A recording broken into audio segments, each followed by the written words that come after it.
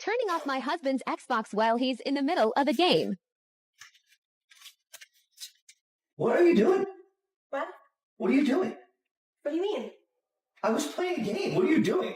Oh, I must have hit it on accident.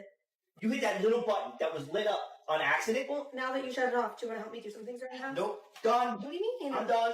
No, I'm done. What she did is abuse. It's just not the kind that we're allowed to talk about in this culture because the word abuse in our society means harm done to a woman. But this was vindictive, it was gaslighting, it was passive aggression. But because the victim is a man, no one cares. Our culture's already decided that only women get to be victims. If you type abusive relationship into Google Images, you will see wall-to-wall pictures of men harming women. No nuance, no complexity, no truth, just propaganda with a search bar. If you type, "Why is my husband yelling at me?" into Google, you get a domestic abuse helpline. But if you type, "Why is my wife yelling at me?" into Google, you get this. Potential triggers for a wife's yelling include feeling unheard, financial stress, mental health struggles, disrespect. It doesn't make sense, right? Obviously, both men and women can be abused. So why is there this blind spot when the victim is a man? Why is it always her story that gets the spotlight? You have been told that women have it worse than men, but that is a lie. This culture doesn't care about who suffers more, it cares about who suffers louder. And women always win that game. Women don't suffer more, they just get more sympathy. When women struggle, it's a national crisis. When men suffer, they are ignored, mocked, or blamed. And despite what you have been told, this obsession with women's pain is not evidence of hardship, it's proof of privilege. Let's break this down into 4 different areas where women monopolize victimhood: abuse, work, reproductive rights, and safety. In all 4 areas, men have it just as bad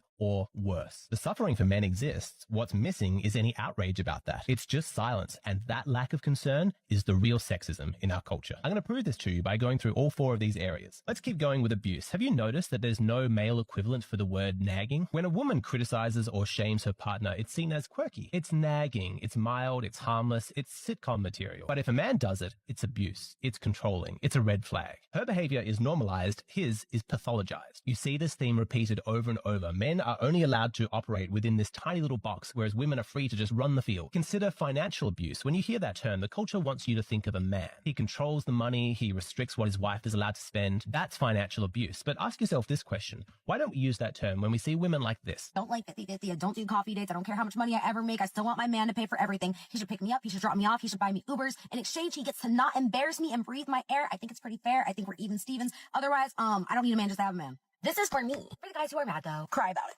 If a man limits reckless spending, that's abuse. But if a woman drains his bank account, that's just her being high maintenance. That's not okay. As a man, if you worked hard, then you deserve to spend your money on something that you like. We're conditioned to believe women are always innocent, always the victim, and never at fault.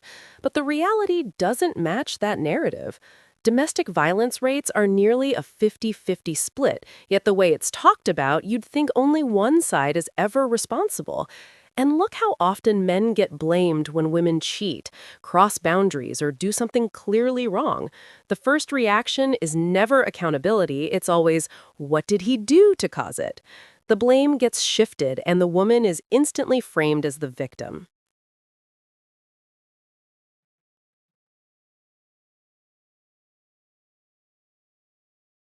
All I do is care for our family and bust my ass off every day, but I don't get a thank you or nothing. I don't get anything. All these dishes, all the cleaning, all the extra work that I do, nothing. Because it's not your way. You control every situation in our lives. And I am fed up and done. I'm seeing more and more videos like this. Women playing the victim after pushing their husbands past the breaking point. And let's be honest, this clearly wasn't the first conversation they've had. But showing basic appreciation for his effort and sacrifices, that's apparently too much. Instead, she'd rather seek sympathy from strangers online than take responsibility in real life. The other act was the hardest job in the world is being a woman. Imagine being confused all day. Yo, that's hard. Just waking up confused is hard as hell, bro. Hold on. Why am I limiting my options for a boyfriend? A fiance, yes, but a boyfriend, no. Baby girl, listen to me. How are you going to make it to the fiance if whenever you have a boyfriend, you're not going to stop yourself from talking to other people just because it's simply a boyfriend. How do you think you're going to get to the fiance? The boyfriend comes before the fiance. You really believe this?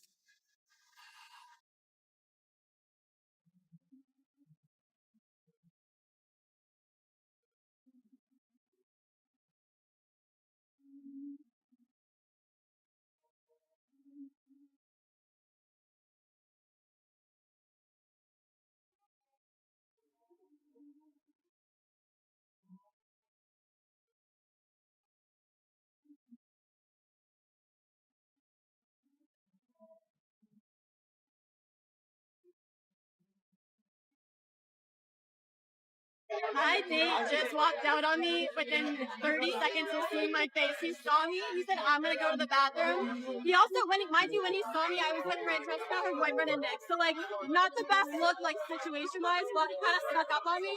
He was like, I'm going to go to the bathroom. He never...